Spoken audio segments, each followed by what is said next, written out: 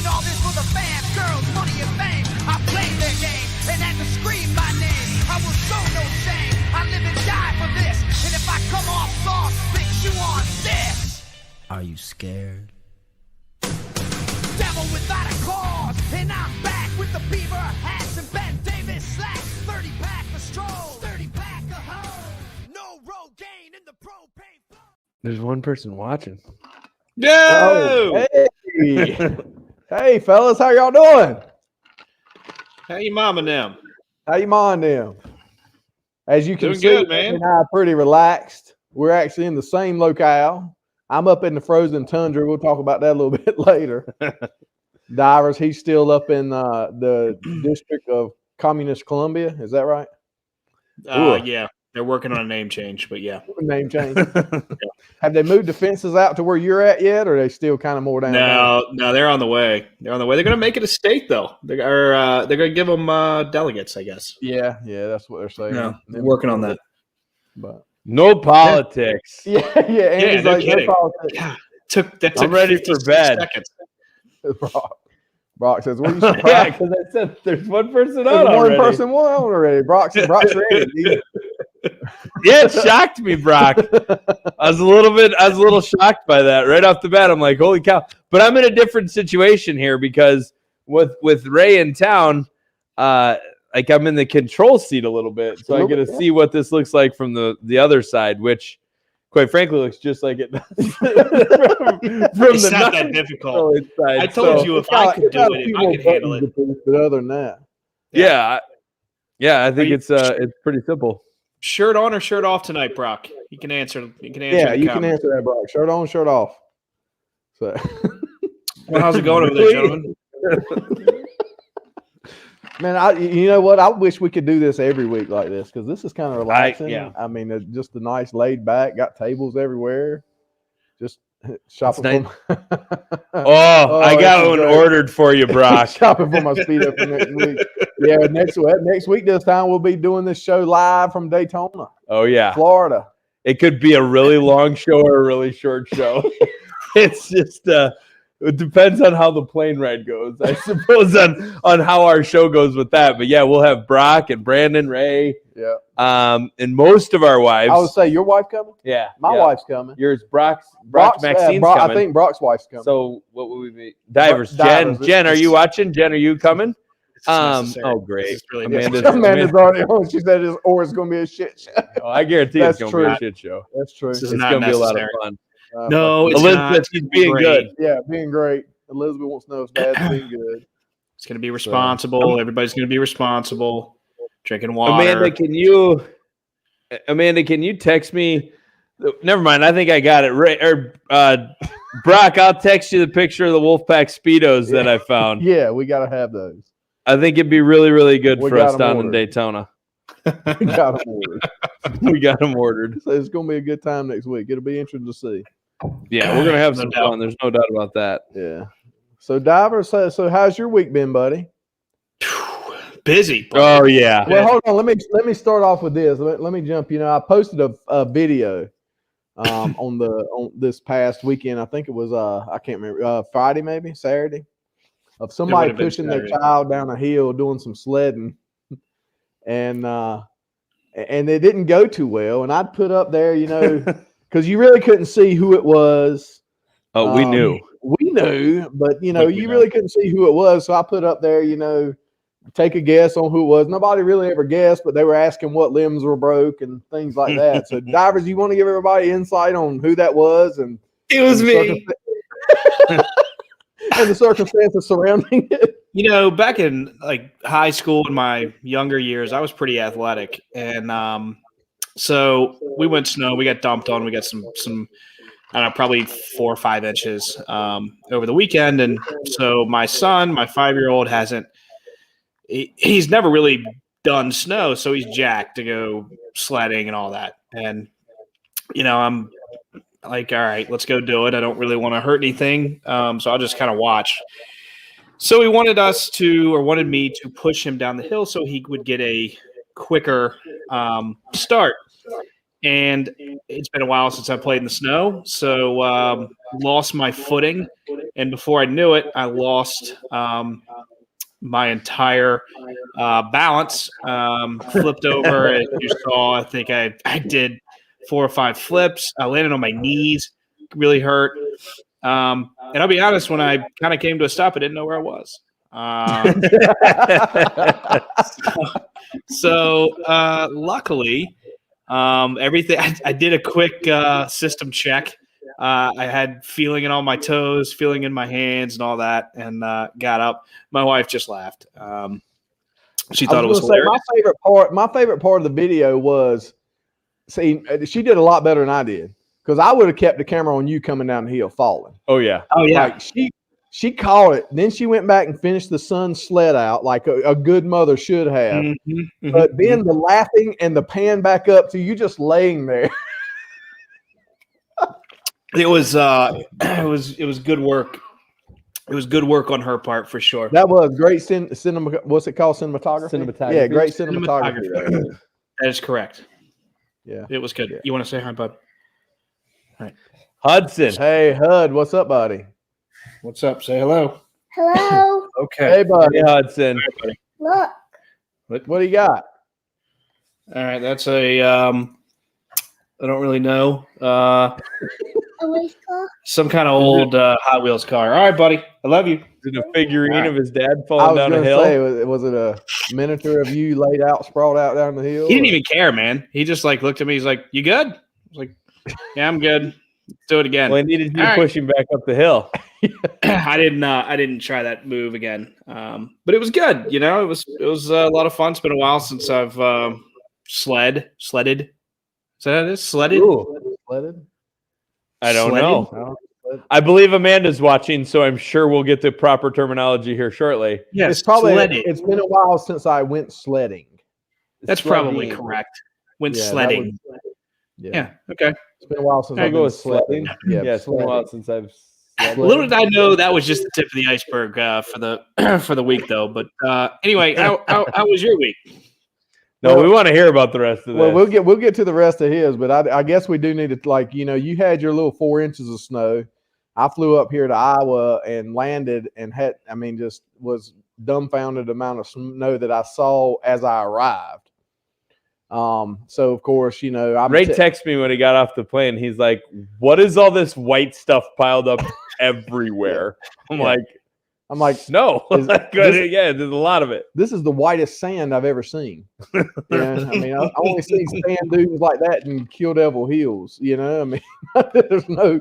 So we get there, and you know, we get here and all this stuff. And yesterday, we're sitting in the office talking and stuff, and I poked my head in there, Amanda, and she's like, "So what do you think about all the snow?" I was like, "Yeah, that's cool." You know, she's like, "Yeah, we're supposed to have blizzard-like conditions tomorrow with 45-mile-per-hour winds and snow and this, that, the other, and you know, it's going to be like 2 degrees." And I'm like, "What? I'm not made for this. I'm from North Carolina. Snow comes and it goes the same day typically, right?" So of course, this morning we wake up, everything's okay this morning. It really was great. Yeah, it was great. Nothing really going on. Well, about 9 o'clock, I mean, it was just total whiteout. Like the wind's blowing so hard, you can't see nothing around you. We only had 2 employees make it into work today, and and one of them was Ray, who I guess doesn't count on that. And I almost didn't make the commute, and it's 20 feet. Right? I mean, It's not a long walk. no. And I was I opened the door and felt the cold and started to close it back. But then, you know, I didn't want to get that grief. So Ray got to ride in a plow truck for the first time because in order to get one of my employees, so Molnick's made it in, so we had to get him out of here before noon when it was getting a little bit wild, and we had to make sure that UPS and USPS could get in here to pick up stuff from, you know, the shipments from yesterday. So Ray got to jump in, ride in the plow truck and push snow all the way down there. And then 3-4 hours later, we went to go pick up pizza. Yeah. So I imagine that's the first time in Ray's life that he's ever gotten an opportunity to have to use your snow plow truck to get down your driveway to go get your pizza. And then when you get back, you have to put the plow down and plow your driveway again just to get back to the house so you can eat your pizza. It was only about 1.5 years ago that I ever first saw my first snowplow, you know, like a snowplow you would put on the front of a truck or something like that, or a snow blower when I went up to Canada to a farm show. Huh. So now, so we're going. I mean, and we're rolling out like we're rolling, and he's hauling ass. Like, I mean, it's not like you just. I guess in my mind, as driving in the South on the snow, you take it easy and this, that, the other. Oh no, we're going 30 mile an hour down the path. Snow just like shoveling. I'm talking like halfway up on the right side, throwing snow halfway up the side of a F-250, piling up. You're one step short of a Zamboni. Now, hey, I expected to be something going on. Tomorrow I'm gonna take his ass out and make him walk around on the pond for a little bit, so he can walk around on frozen water too. Look, so I videotape all this because it's just astonishing to me because I'm from North Carolina and we don't get this shit.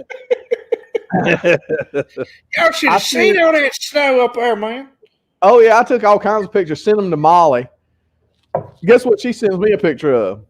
Blue skies, green grass, and 52 degrees in North Carolina. It wasn't the worst day here, I can tell you that. No, she said it was a beautiful about day. how much more enjoyable a 52-degree sunny day is after you spend 4 months doing this like twice a week. Yeah. Like that's the thing, when y'all get snow and you're like all excited and you're taking pictures and we see all these people from Tennessee and North Carolina like posting pictures of like, yay, I get to use the ice scraper I bought 4 years ago for the first time. And I'm out, pushing snow for 2 hours a day for the third time this week. That's why we unfriend you on Facebook. Because it's just stupid. That's why. So we were talking about it. Elizabeth's been like, well, why don't we move out to Iowa? I just want to get away from North Carolina. Da da da da. So of course Molly shows her those videos. And this is what Elizabeth says. Elizabeth said, I told Mama I'll pass on moving there. Snow's great, though. It's fun for a little bit of time. It gets old, but like the kids love it. My kids will get dressed just like Brandon, out there with Hudson having a blast. It's just differences like, my kids know I'm not going to push them anymore. We did that a little bit. We have snow all the time. Like they go out and just slide down the snowplow hills and stuff like that. I tried to buy a snowmobile from another guy. I tried to buy another one so I could take Ray riding tonight or tomorrow. And the guy bickered with me over $100 for 4 days and then sold it to somebody else. So whatever. So no snowmobiling. So we're not going snowmobiling. We'll bring him back out sometime. We'll do our snowmobile trip on the pond. Get him running across the water with it. Believe it or not, I've actually been snowmobiling in Colorado. It was a blast. It's amazing, isn't it? It's the best. It was Jen's idea, actually. She took me up I think it was for my birthday. Well, you lived in Colorado for a while, right? Yep, lived there for 2 years. Yeah. So we went up. We left from Denver. Oh yeah, I'm not I could care less if I ever see snow again. It was awful. I remember driving to work one day, or I woke up one morning. I used to have to go to work at 5 o'clock in the morning. And it had snowed a foot. No joke, it had snowed a foot. And I had never seen anything like it. And I called my boss. I was like, are we working today? He's like, well, yeah, we're working today. I was like, okay, because I got a Ford Fusion, and I don't know if I'm going to get there. I live 25 miles from the office. It took me 2.5 hours to get to work. It was insane. So, can you tell Jen I'll give her $5 for a picture of you driving a Ford Fusion, please? I can send you one at some point. I did. Like, can I get I want the you bought it at the dealership picture. Like, I think I might have standing next to it, just straight cheese. Like, this is me now. I drive a Ford Fusion. Love that. I love that. Stratus. Yeah. Yep. Sure did. That's perfect. That is great. A lot of like 16-year-old girls starting Ford Fusions, Brandon. Don't have nothing to be ashamed of. I've learned a lot of you on the podcast. I've learned that, you drove a Ford Fusion.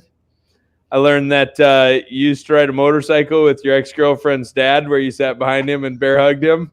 I forgot about that. I've learned a lot about you. I'm really looking forward to spending a lot of time together this year. I had a Ford Mustang.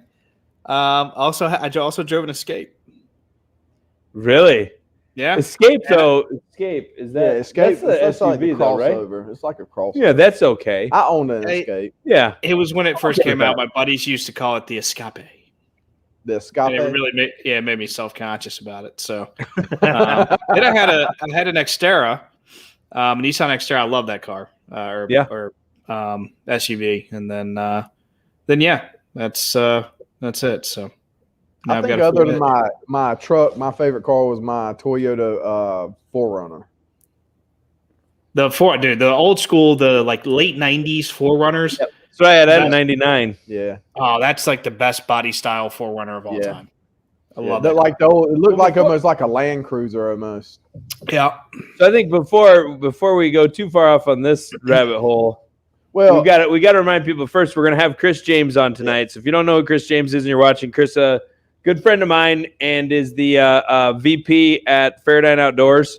I apologize, Amanda. The 4Runner was a '97. I apologize for the 6 people watching.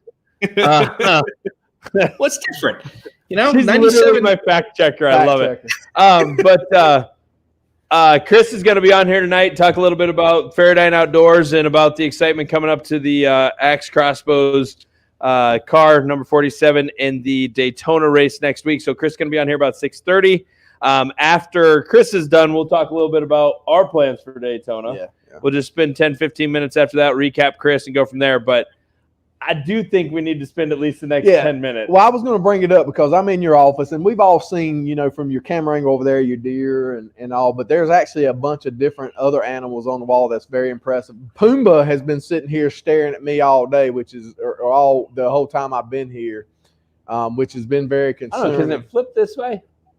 Yeah, maybe. Yeah. There's some more stuff. Yeah. Where's Pumbaa? Pumbaa's over to your right, which I think I can't figure it out. I mean, it looks just like Pumbaa. Anyway. I've been feeling really bad because Pumbaa's just, and he's smiling at me. I'll take a picture and send to you later, divers. But there's a Pumbaa sitting here staring at me, smiling at me right now. But with all these animals that Andy's hunted over the times, I know, divers, you've been on your own little hunt this week, hadn't you? Yeah, I didn't. Yeah, let's hear about your hunting experience. Yeah, I want to hear about divers. the hunt, the elusive game that you've been hunting all week. Start from the beginning.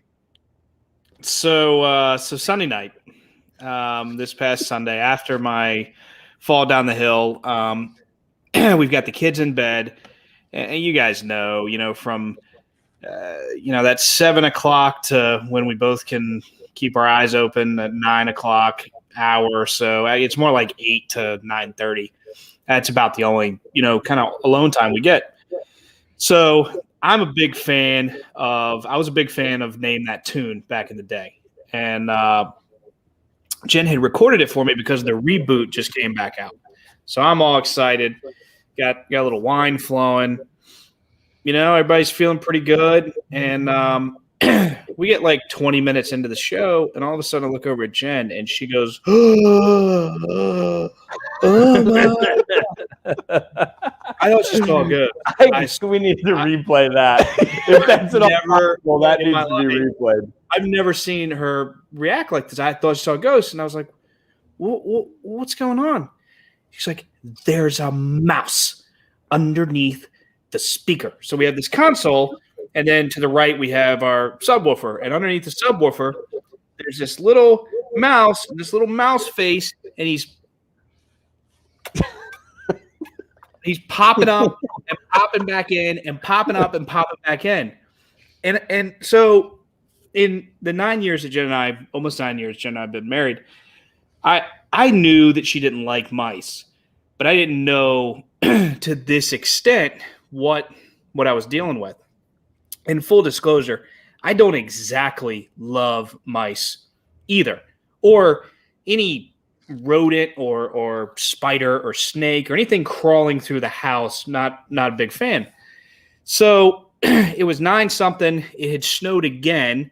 Everything was closed. The roads were icy. So I called our neighbor, and he had 5 traps. And I said, all right, can I have them? So there were 3 of your standard snap bait traps, and then 2 higher end. They were snap traps, but they had a little I don't know. They were like the VIP of mouse traps, I would say. So They were anyway, the target version. Yes, they were the target version. So Yeah, just paid more for something that doesn't work as efficiently. Got it. exactly. So I run across the street. It's, I don't know, whatever it was, 20 degrees out, which I know is nothing for you, but it's cold for me, especially when I'm in shorts and a t-shirt. Run across the street, get him from my neighbor, get back. I got to look how to set a mouse trap because, again, it's not something I normally do. And so Jen is, when I get back, Jen's like pretty much on a table. Like he's run across the room. He's run underneath the couch. According to her, we needed to throw the couch out. We needed to burn all the pillows. I thought essentially we're going to burn the house down. She goes upstairs. I finally get her upstairs and I set these traps. And she's like, you need to run my back. You convinced her that mice can't climb upstairs, right? Dude, she's like, no. No. So anyway, so I told her, I was like, look, nothing we can do. Let's go sleep. I'll wake up in the morning. So, and I'll check the traps. So about 2:30 in the morning, Jen's like violently nudging me. I'm like, what's going on? She's like, I hear something downstairs. It's like, okay. She's like, I think there's a mouse in the trap. I was like, okay, great. That's great. She's like, got him. Go check it. Yeah. She's like, you need to go check it. I was like, now? She's like, yeah. Like, I don't want to go check it now. So she says, so you're up checking the trap. And I'm up checking the traps. So I go downstairs, turn the corner. First one I see, boom, mouse. Okay, well, got him. Next one, boom, mouse. Oh, okay, got him. Next one, mouse. Got him. Number 4, mouse. Got him. The 5th was untouched, but 4 out of 5 I batted on night 1. You need to change professions. Dude, so anyway, I walked upstairs and I was like, well, I got good news, bad news. Bad news is we didn't catch a mouse. Good news is we caught 4. And she had this same reaction. Just like panicked. Like we've reached another level. Like it's not just one. And I told her before we went to bed, I was like, look, here's the deal. It's probably not just going to be one. If they've got in, they've figured out a way to get in. So anyway, this all started, I kind of deduced, with the bird seed, the open bird seed that we had in the garage. And when I say we, I mean my wife, but we had in the garage. And that's where it started because I saw a mouse in the garage in this bucket of open bird seed. So anyway, night 2, same process, except instead of 5 traps, I went to Home Depot and I bought 30 traps. So I put 30 traps out. Night 2, I caught another 4. And in case anybody's wondering, not to interrupt, but he actually sent us a picture. Oh, yeah. When he says he bought 30 traps, most people would expect that to be like a sarcastic over the top, like he went and picked up a 4-pack. He literally had his table laid out with every trap that you could possibly imagine in styles, from glue traps to snap traps to catch them live and release them, like everything. It was unbelievable. I got 2 of everything. I just went to everything they had. Went to the aisle. I stood there. There was a guy next to me, and I got like the 3rd or 4th item. He's like, "You got a mouse problem?" I was like, "Yeah, you think?" So I got all this stuff in my bag. It was relatively cheap. I think I got all that stuff for like $30. So it wasn't too bad. If you've got a mouse issue, it's not going to cost you an arm and a leg until you call an exterminator, which I did. Who has told us that they're coming in through the stairs and into the basement and then going back up to the main level. Now they've put out these poison traps. I'm not setting any traps anymore. My total body count was 11, if anybody wonders. So 4 the first night, 4 the second night, 3 the 3rd night. I'm pretty much over my fear of mice at this point. we're boys. Thinking about getting one mounted. We'll see, but so they put out all these. Yeah, a mounted mouse would be a good thing for you. I think that needs to happen. That would be a good thing. Yeah. I can tell you. Go ahead. No, go ahead. Lane, my engineers back in Shreveport told me he talked to the guy that did my ducks, and he'd do it for $75, and I could jump in front of everybody else. So I considered it for a second because I had one bad boy. I had one big old boy, and he would have looked good. I don't know what I would have mounted on. Driftwood, maybe. I don't know. So we had down at the farmhouse, and you guys, a while back, I did a show from the farmhouse when the internet was horrible, blah, blah, blah. When we first got into that farmhouse and got going, it had been vacant for 25 years. I don't know, forever.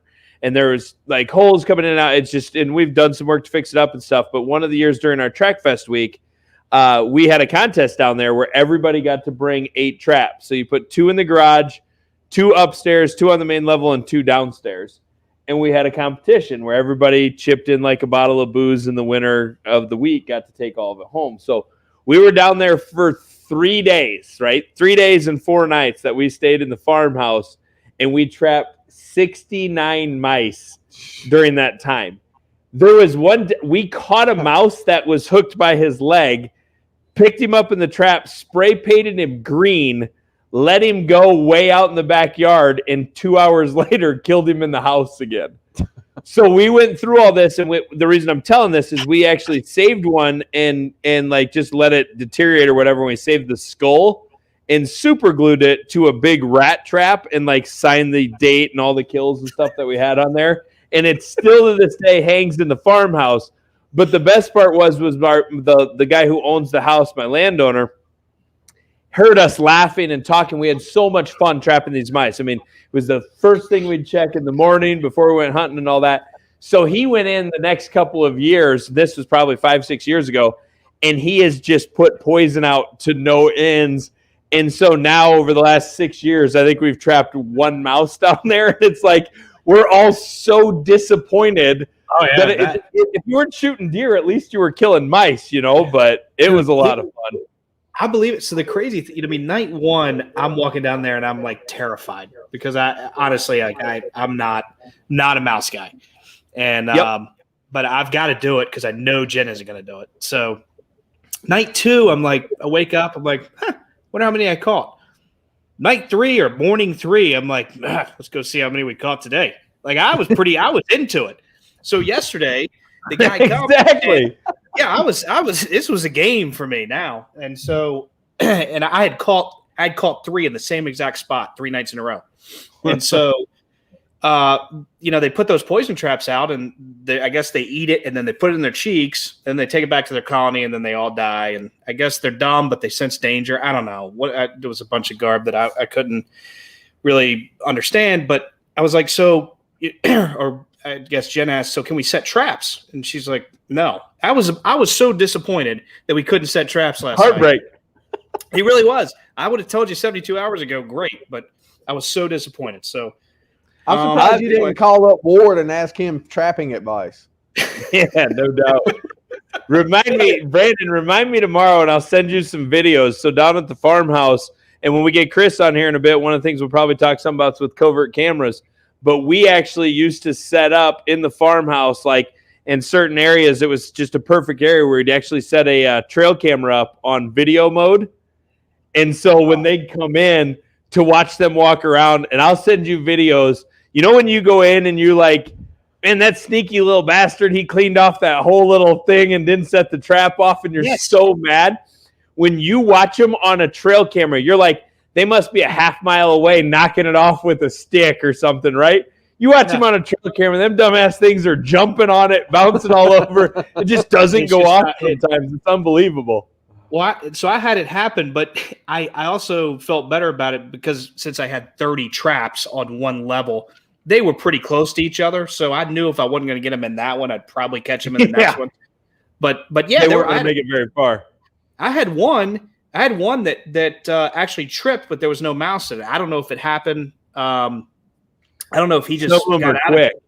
But the same thing, I had one in there. I think I sent you guys a video. I had one that got caught by his leg, and he was doing this. That wasn't real enjoyable to deal with. But the rest of it, Did you let him go, or what'd you do? Oh no, they all died. Yeah, they're all they all died. What'd you do, Brandon? I want to hear your big manly thing. Like, Did you hold him by his little neck and look into his eyes, or did you re-snap him? We've got these extra long tongs that I use for cooking so my hands don't burn on top of the grill. So I use those tongs, and I picked it up and I put them in a little Glad trash bag. And we have the ones that smell good, the flower fragrance ones. Yeah, I'm sure he was happy about that. What'd you do with the tongs afterwards? Well, so Jen got mad because I just put them in the sink. Put a live mouse in a garbage bag and just threw them in the trash. And threw him in the trash. I threw them in the big trash can. I took them to the one outside. So the mouse that can make it into your house through a crack, rather than kill him, you just put him in a bag and put him away. You're literally the reason that horror movies exist. I didn't have the heart to kill the guy. I just wanted him to suffer. And then okay, all right. From one great hunter to another, we're gonna bring in Chris James from FeraDyne. Oh yeah, Chris, please tell me you heard some of that conversation. Oh man, I've got so many rat stories and mice stories for you guys. I've been sitting here listening, just waiting to tell a couple of them. So one on the trash bag thing, we had one up here, and then we live in Duluth now, up in the cold, frigid land. When it gets cold, the little field mice like to come inside. Well, there was one, and I caught it on a glue trap. And so my daughters, I have 3 little girls, and they were like, "You're not going to kill it, Art." No, I take it back. It was I know what it was. You know the giant jugs of cheese balls? There was like 3 of those. So I just left it in there. And it crawled in and couldn't get back out. So I reached in and got it. And unlike divers, I basically put it in a Ziploc bag, sealed it, and took a meat tenderizer and just went bam. And then threw it. That's how a man does it, divers. Yeah, that's damn it, man. Yeah, exactly. Yeah, one shot with that, and he was done. I'm not that into it. When we were talking about mouse problem, when we lived in Georgia, it was our neighbor had like the fainting goats that you show. Oh yeah, I rid of all of them. So they had this little barn back there that just went to nothing. Well, I had a Camaro that I was working on restoring, and it was in my shop. It had a little workshop attached to it. It had all the interior parts like up along the ceiling, and I'd taken an interior from a 77 Camaro, and I was going to use it in my 81 that I was redoing. And I went back and I was like, I've got some mice back here. Just randomly, they just got really bad. Well, I got those like decon, like the little white or the little yellow boxes that look like, cheese or whatever that you put out. And I put like 3 or 4 of them out. I came back in the next day, and they literally ate all the poison and drugged the box into my dash to make a nest out of it. That's what we were dealing with here. And I went into the farm store, and I was like, I need some better rat poison. And I told him, and he's like, this is what you need. They're like the little tomcat baits or whatever that you put out. And I went back like a week later, and I got the carpet down that it was in like a tote. They had chewed through the tote and had made a nest in the middle of a rolled up carpet for my Camaro. And there was like 12 baby mice in there. So I took it out in the yard, and I shot it with a shotgun and set it on fire. I was so angry. Look at divers. Divers, this is some redneck stuff now, buddy. Yeah, this is what it's about. Stuff. It gets better. Oh man. So then a little while later, my wife had her car had 3,000 miles on it, and I'm at ATA show, and she calls me. She's like, "My car won't go anywhere, and my StabiliTrak light's on." They had crawled up on the transmission and chewed through the wiring on a 3,000-mile old car. Like, oh my gosh! Out the StabiliTrak on it. So we start putting traps under the hood because it's just outside. You're just parking in the carport. The big rat traps like this, right? I caught a rat so big it drug it off the engine block across my yard 25, 30 yards and got out of the trap somewhere in the yard and left it in the middle of the yard. No, thank you. That was in Georgia? In Georgia, yes. They're called wharf rats. They don't play.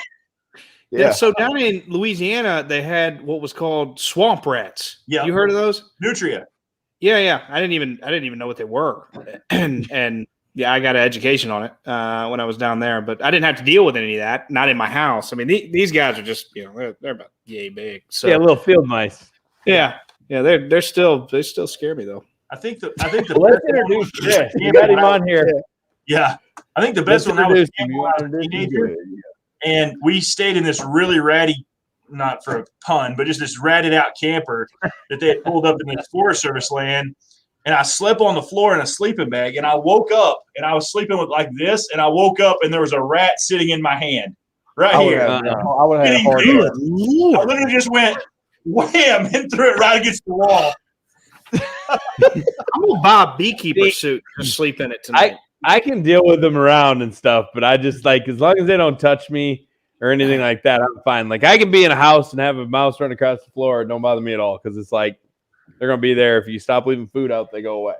Mm-hmm. But other than that, I can't really take it. I don't want them touching me. So anyway, for everybody on there watching this, Chris James, a good friend of ours, and is the VP National. What is it, Chris? You're the VP of Sales, National Sales Manager. What's your title? Yeah, VP of Sales for FeraDyne. VP Outdoors. Of Sales. So VP of Sales at FeraDyne Outdoors, a company that we do a lot of work with. Owning 20 plus brands, largest archery manufacturer in the world. Just a good company that Chris has been with for a long time. And part of the reason this is a good fit with Chris being on here is, as you guys know, FeraDyne is the owner of Axe Crossbows. And next week, a week from today, several of us will be doing this show from Daytona, where we'll have the Axe Crossbow car running. So first off, Chris, thanks for joining us. And let's talk a little bit about, kind of how you got started, how you got into the outdoor industry, and how that ties to racing. We'll go through all that. So talk a little bit about how you got started with FeraDyne.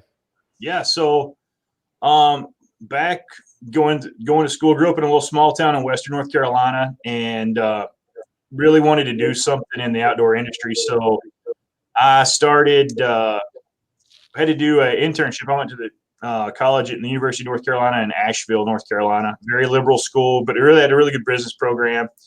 And so I went there. And one of the things you have to do is you have to do an unpaid internship. So as you're senior, once you're a senior. So I started working on that when I was a junior, trying to find a place to do an internship. So I sent a bunch of resumes out to, 4 or 5 different companies in the outdoor industry. I sent some to Remington, Tinks, Realtree, a couple other places that were all in the Southeast for looking for an internship. And I got a call from this guy named Fred Settles that was from Muzzy Products from Cartersville, Georgia, back in the day. He had a project he wanted me to come down. He wanted to talk to me about. So on my spring break, I went down and interviewed with him, and it turned out it was a project on Walmart. The person that was doing their stuff for Walmart wasn't doing a good job. She didn't really know what she was supposed to do. And so my project had to be a project-based internship. So I had to create an SOP manual, like a daily, weekly, monthly reports that needed to be sent in, what you had to do based on that.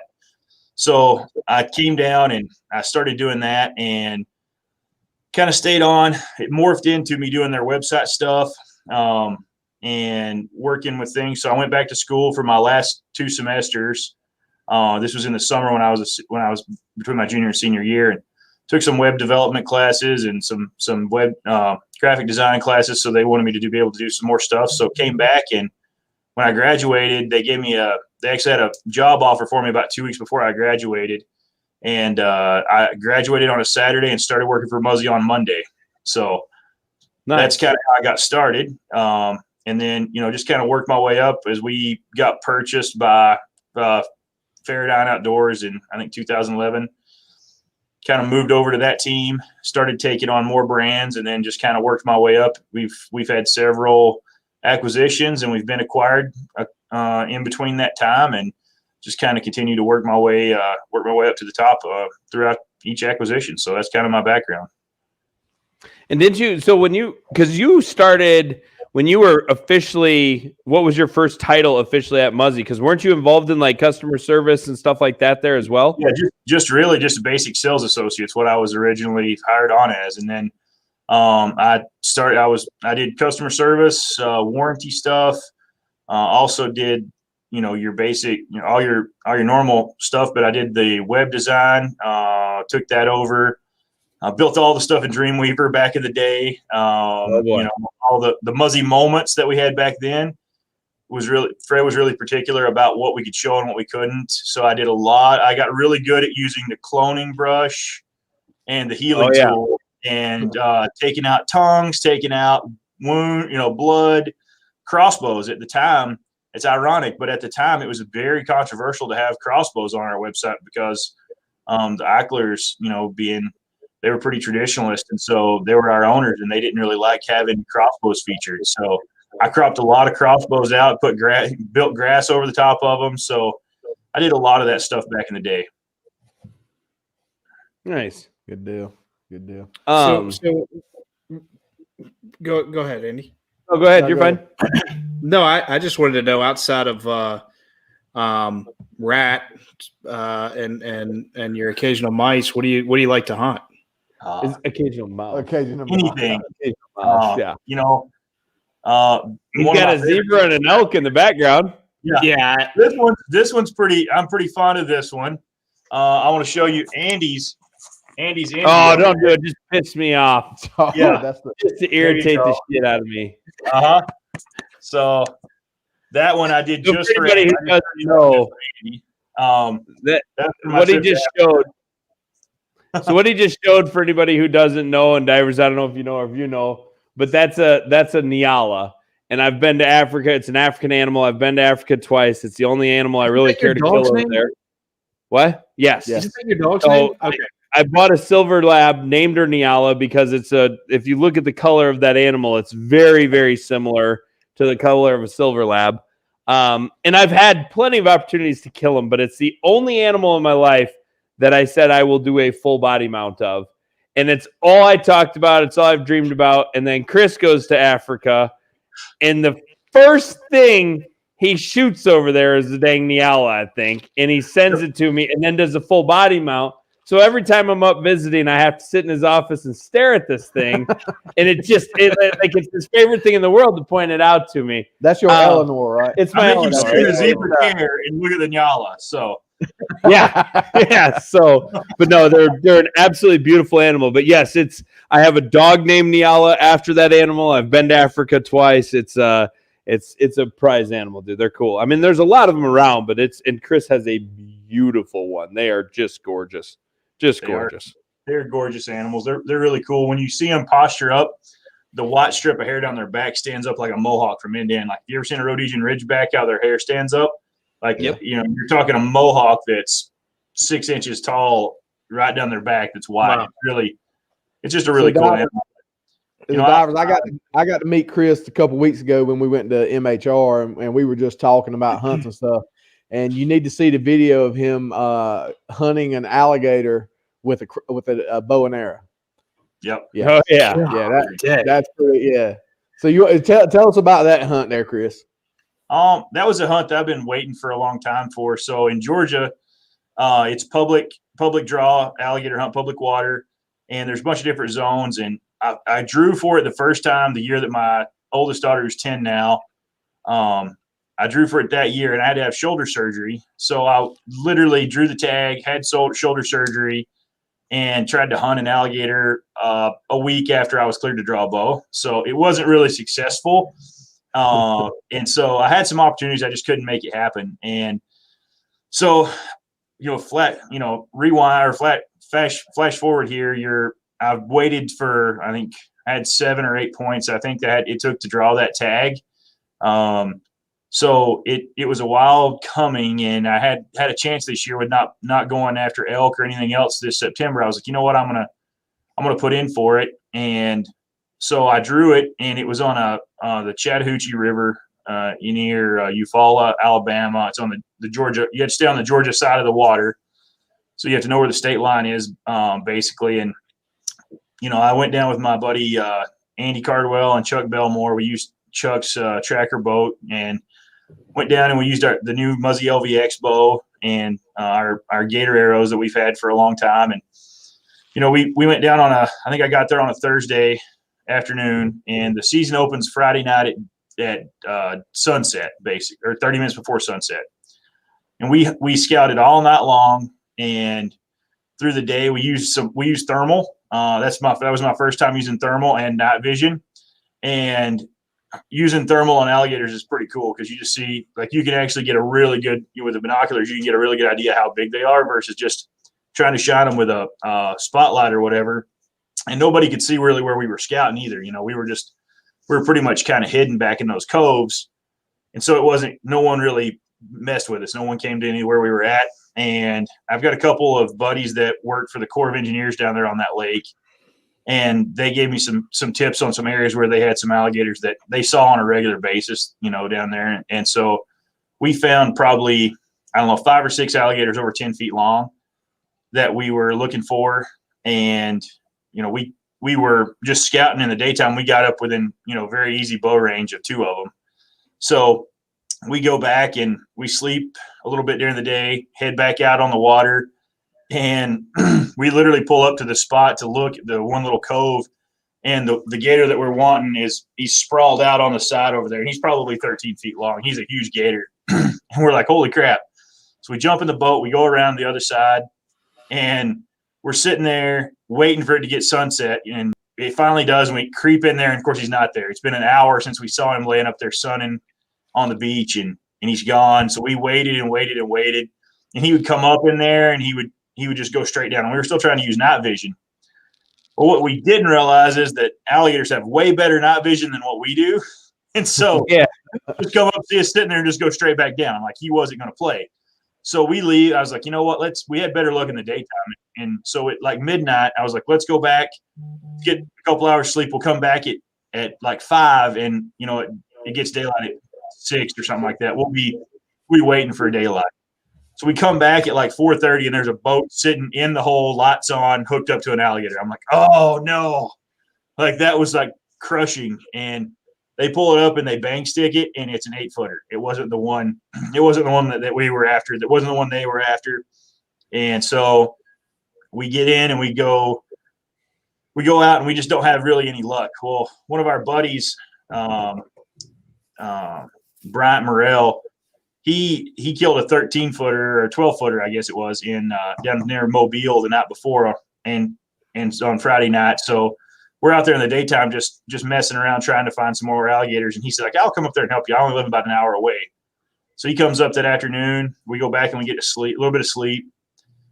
And I said a little bit. I think in 3 days we had like 6 hours of sleep for this whole trip. So it was pretty much a grind the whole time. But like a race weekend. Yeah. And so we go back out, and we're in the daylight, and we start out at the one spot, and the water's just too rough. There's probably like a 15 or 20 mile an hour wind going against the current, and it was just too choppy. And I saw an alligator that was on the bank when we were pulling out of this cove. And we get over there, and like a 9-footer swims out, and we're like, yeah, that's really not what we're looking for. But this zone, it has to be at least 8 feet to be able to be taken. That's the only trophy zone in Georgia. So we get out and we go to this other spot, and we chase. We have a pretty good gator there. It's probably 10 foot, and we chase him. We get out on the big water, chase him all the way out in the main water, and never have any luck. And Brian's getting him to come right up. He calls, and he's shining the spotlight right in their eyes, and they're swimming up and hitting the trolling motor. They're bouncing off the boat. I mean, like, getting them close was no problem once we stopped using the night vision. So we're like, all right, let's go back down there and check that other place where we saw that other alligator at. Well, we get up there to where I saw the one on the bank, and the dang thing's still laying there, and it's laying right up on the edge of the bank with its nose right on the edge of the water. And we come up to it, and Bryant's running the trolling motor, and he goes to put it in neutral, and he goes all the way to reverse, and this thing just wakes up and just charges right at the boat, just comes running as fast as it could possibly run. And there's like 4 feet of water between us and the boat, and there's a 11-foot alligator trying to get in the 4 feet of water between us and the bank. Yeah, it's not a good mathematical situation. I have to point that out because neither Brandon or Ray has proven to be real good at math. 11 foot don't fit into 4 easily. I'm trying to picture this in my brain. And we're all of 3 feet above the water. Video. Yeah, we're 3 feet above the water, so it's not looking real good for us either.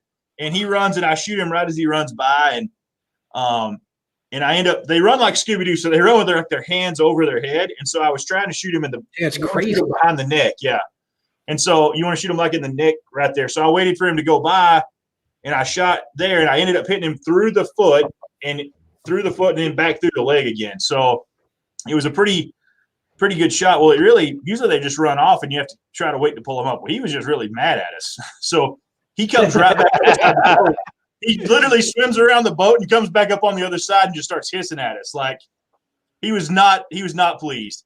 So we ended up getting a snatch hook on him then, and then we pulled him up, and we got 2 more arrows in him, and then we shot him with a 9mm in the back of the head and pulled him in the boat, and then stabbed him and cut his spinal cord just to make sure he was good and dead. So it was a lot of fun. But I have to tell you the funniest part of this whole I was there. Thing, what's that? I feel like I was there. Yeah, it was the funniest part of the whole thing. When we were right as it was getting dark with Bryant, when he was driving the trolling motor, Chuck was in the back, and he was using night vision, telling us where he saw different gators, and he was filming a little bit with his phone. And I've never had so many mosquitoes around me in my entire life as what we had. It was to the point where it was just a high pitch scream almost, where we had the spotlight on the front of the boat. And we had all sprayed down with bug spray, and it was not even touching it. Well, we were going between spots, and I had actually put the gator arrows down in the rod holders on the tracker boat. Well, we have a tracker boat that we bow fish out of, and Andy's been in before. And there's a little bolt in the bottom of that rod holder that we took out so that you can put arrows in it. Chuck did not take those out, so the barbs got caught on it. So we had to lay down. We had to lay down underneath and take all the arrows apart to get the arrows back out, cut them back up, and then hook everything back up. Well, while we're doing that, Bryant is up there and he's spraying down with mosquito spray. Well, and he sprays down with mosquito spray and he puts it back, and the trolling motor was squeaking. So he takes the Seafoam or the WD-40 and he hoses down the bracket for the trolling motor where we're driving it, so it stops squeaking when he's trying to sneak up on these alligators. Well, he puts it back right where the bug spray was. So we're sneaking up on an alligator about 15 minutes later, and Chuck's at the back of the boat, and we're going between 2 gators. So it's probably a 10-minute trolling motor ride across. And about halfway through, we're probably, 60 yards from this gator. You hear Chuck's ease over, and you hear him pick up something, and he shakes it, and he goes, shh. And he starts coughing. And we're like, Chuck, hush. We're on this gator. And he's coughing, and he's getting water, and he's pouring water out of his head. And we're trying to figure out what he's doing. And then he kind of calms down, and this alligator swims up, and this alligator's like swimming towards the boat. And Chuck sneaks up on the deck, and he's like, all right, I don't know which one of y'all put the WD-40 where the bug spray was at, but y'all got it. Eyes. Oh my gosh. And we're trying not to laugh, and this alligator is probably 10 feet away from us now, and it's swimming right towards the boat. And it swims into the trolling motor. And as soon as it hits the trolling motor, because it was like a 6-footer, Bryant literally drops down on his knees and starts laughing so hard he has tears coming out of his eyes because the way Chuck just snuck up there was like, I'm not really sure which one of you guys just screwed me. But he just hosed himself in his mouth and his eyes and his head. So the whole night, all we could smell was WD-40 after that. Oh my goodness. Nice. Yeah. Well, let's talk a little racing, Chris. I mean, obviously, I know your passion for the outdoors. I know you've been all over and had a lot of fun hunts. I know you love to bow fish.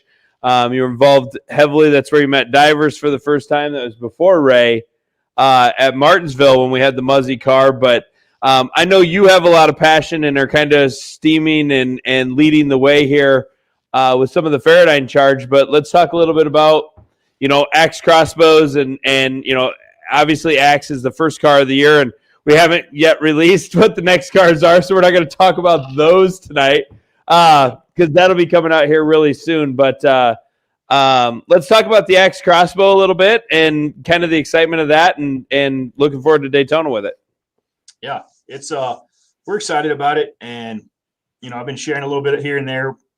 The axe crossbow is really unique in its design. It's a reverse draw crossbow. It shoots we got two models this year. One that's 405 feet a second, and one that's 440 feet a second. So those are. I put it on Facebook today. It was like 300 miles an hour is what the 440 shoots, and the 405 is like what 240, something like that. But it's kind of cool when you think about it in miles per hour. But it just really fits in with NASCAR and speed, and it looks sleek and all. It's balance. That's what it's about, is balance and shootability and how it handles. Just like a race car, you want that crossbow when you pull it up and put it in. You want it to be very easy to maneuver and easy to handle, solid when you're shooting and stable. So that's really what it's about. It's performance optimized is the slogan that we have for axe, and it shoots a little micro diameter bolt. It's the smallest diameter bolt out there. It's just about impossible to stop. I was lucky enough to go to Oklahoma this year with it, and there were guys out there shooting antelope at 60, 70, 80 yards with a vertical bow. And we had two of us shooting crossbows there. And one of them, Brandon, he shot one at, I think, 75 yards with the axe, and I shot one at 105. So stretched him out there a little bit. Crazy. Yeah. That's a little bit of a poke. Yeah. Just a little bit of a poke. So Axe is a brand. How long, when did this start? Why did this start? What kind of got this all rolling for FeraDyne? So this is like a culmination of a 3-year project, actually. So we started working on Axe a little over 3 years ago, and it's come a long way in how it's kind of morphed. There's a lot of IP that we had to work around in crossbows over the course of time, and we come up with a concept, and while we're proving it, so another patent gets filed, we have to change it.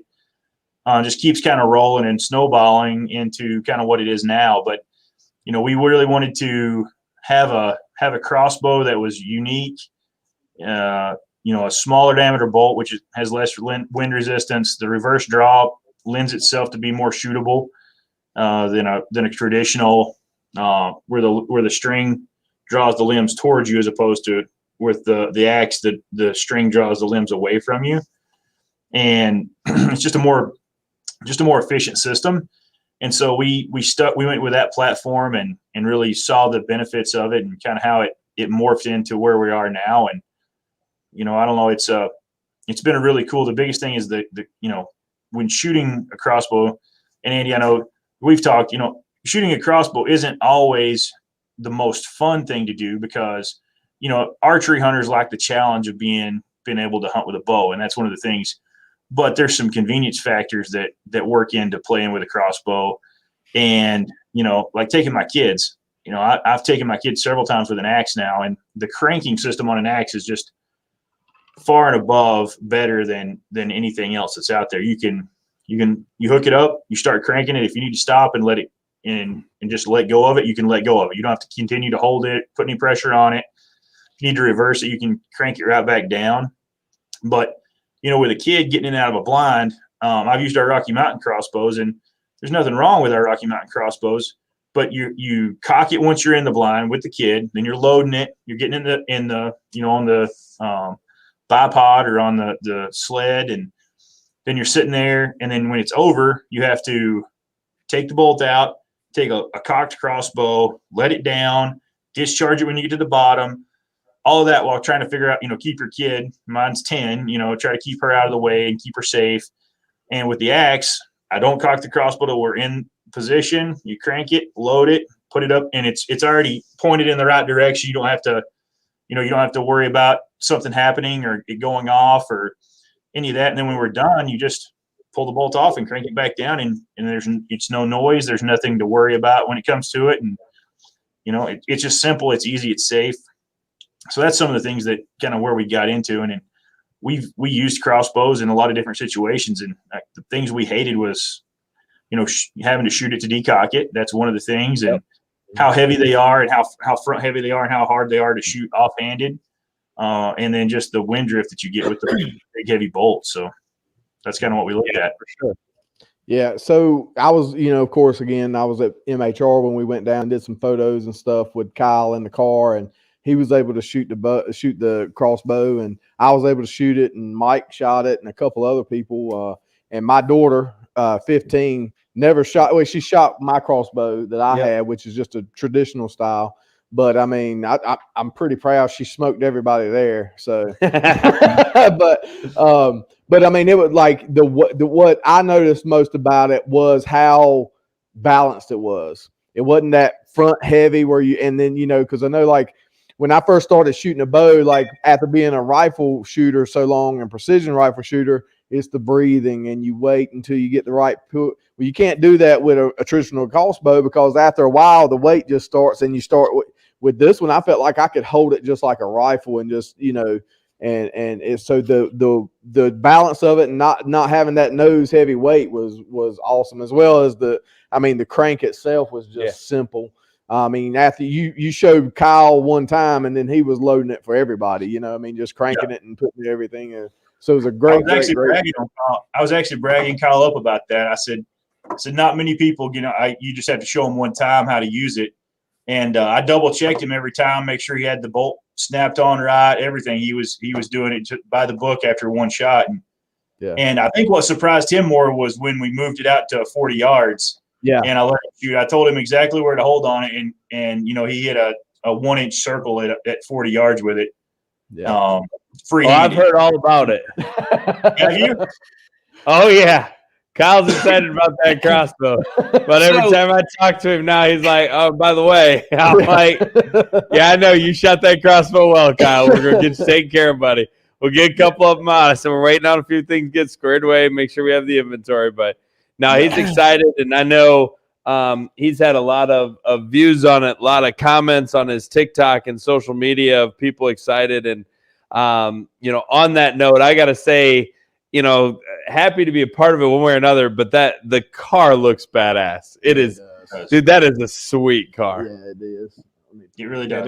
It looks fast. I mean, it's got all the makings. When you look at the X that's under the numbers, it's just got that that obviously we branded that to look fast, and it looks fast on that car.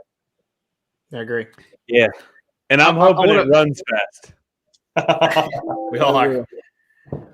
I want to represent the amateur hunter here, because that's what I am. All right. So like, I guess 5-6 years ago, I picked up duck hunting down in Louisiana, and I didn't grow up in a hunting situation. But I picked up duck hunting, and then I went quail hunting and then turkey hunting, but I've never done anything outside of that. So how easy is it for, or how easy is it for a guy like me that's only obviously shot a shotgun and done that to go bow hunting with an axe crossbow? It's really simple. Yep. When it comes out of the box, you'll have to sight it in, which is pretty simple. It's pre-dotted. The reticle in there has dots that go from 20 yards to 100 yards. Just adjust it so that the top dot is at 20 yards, and all the rest of them are ready to go. So you basically just have to read through the manual, learn how to, like I said, you learn how to crank it, cock it, load it, which is very simple. You can do it in about, I was doing it in about 20 seconds out there the other day in between each shot. So, I mean, it's pretty quick to do. And once you learn how to do that, you just sit there and you shoot it, and you adjust your sight, your scope based on the directions it's in the box, and then you're ready to go. You just put some broadheads on, and you can get out there, and people are very comfortable doing it. After you sight it in, you're going to crank it and cock it enough to really understand the function of it and how to be comfortable with it. Just after one day, and then it's depending on how far you want to go out. Like, I wouldn't recommend taking it out and starting shooting 60-70 yards with it right out of the gate, but yeah, you work your way up to practice into that. Just like anything else, you want to make sure that you're confident doing it. And like I talked about earlier, like, I've shot that bow a ton, and at 80 and 90 yards, I know that bow is going to shoot where I'm holding. And so it gives you a lot of confidence when you can put 3 or 4 arrows in a group that big at 80 or 90 yards. Sure. It gives you a lot of, it's not a rifle. It does take a long time for the bolt to get there. So, but I think I killed the first. Not as long as you think at 300 mile an hour, though. No, I mean, exactly. I was trying to get there. I was trying to get some slow-mo shots of Kyle shooting it, because I like if I take a slow-mo shot of my crossbow, you can see the arrow. Slow-mo on with that, you still can't see the arrow. It was like you see the limbs release, and then it's just like, where'd the bolt go? I was like, yeah. But I mean, everybody that shot it that day, I mean, pretty much nobody other than me had shot a crossbow before, and everybody was right on target first shot. I mean, the scope on the thing. I mean, because you could change the reticle to either green or red, right? Yep, it's lighted. And you can control the intensity of the brightness of it, right? Mm-hmm. Yeah. So I mean, it's a whole package. It's just a great piece, man. Yeah, Karen even was able to shoot it, and she was very timid on it. She wasn't very comfortable shooting it. And after the first time, she's like, "Oh, that was easy," and it's just they're intimidating to look at. I mean, the axe is it's a sleek, badass looking thing, and when you go to shoot that, it's it's a little intimidating at first, especially when you have a group of 6-8 people around in a situation like that. So it's gonna be great. We're happy to have you on the car. We're super excited for this season. FeraDyne as a whole has a 10 race package with us. Actually 11 races, but we'll discuss that probably in a week or so. So what are you doing here? I was going to try. You can't have it going both ways. I'm losing my mind. This is the guy who produces it. If y'all need me, I'm gonna be outside laying in the snow trying to die from this. Anyway, so no, we're really excited, Chris. We're glad to have you on board. We appreciate being here. We know that time's valuable. I know you're still in the office because I've been there many times, looked at that Nyala and tried to figure out where I'll put it in my office when I steal it from yours. But there it is again, too. That's just nice. Appreciate that. So, Chris, as you know, podcast here's name Should Have Gone to Bed. And I know that you've had a few nights. I've been with you for some silly things, but you keep it pretty calmly most cases. But, we just need one quick story on a night where you should have gone to bed and, you met somebody, or a night that stands out for you where you probably should have gone to bed, but your life just wouldn't be the same if you didn't. Oh, gosh. There's a couple of those. Let's see. What's one that I should have gone to bed?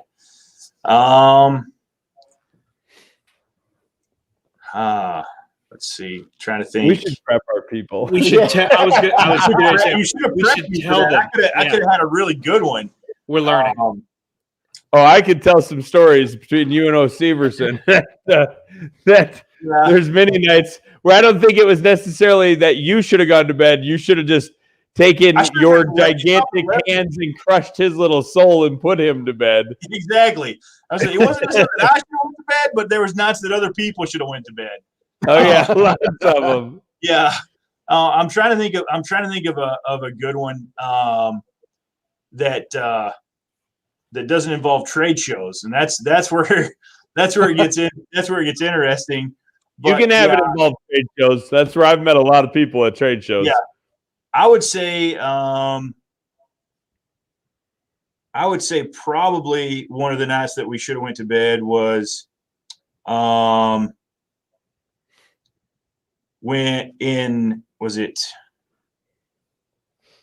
we were buying